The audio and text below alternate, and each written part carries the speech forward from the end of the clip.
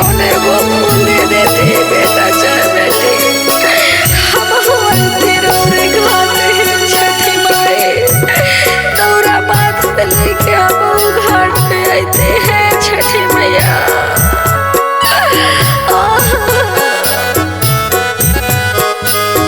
Music by Satish LP. जोड़ काला सुपल के छठी माई आईती हम राउर घाट, जोड़ काला सुपल के छठी माई आईती हम राउर घाट, भरी दे तू गोदी में बालक व छठी माई पूजा के चरनिया तोहार, भरी दे तू गोदी में बालक व कवनो पूजा ते चरनिया तोहार। माँ हे छठी माई,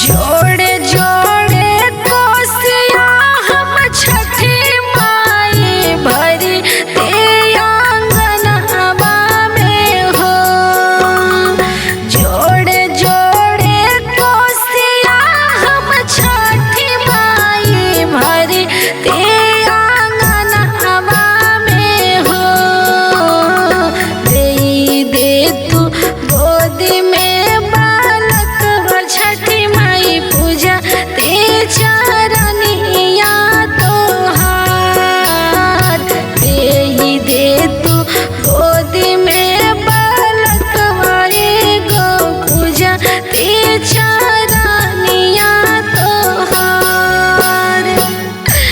छठी माई जैसे सब दुनिया के देने वैसे आपके भी एगो दे दिए है माई, हम और मदद करते।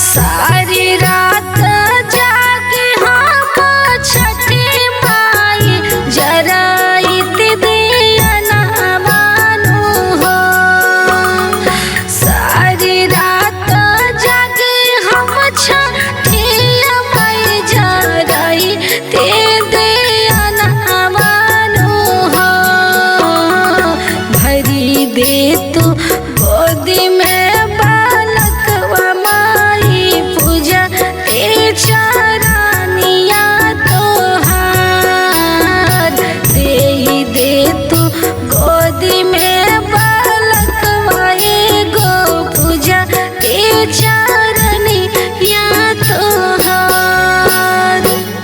हे छठी माई कौन एगो फूल दे दे हे माँ।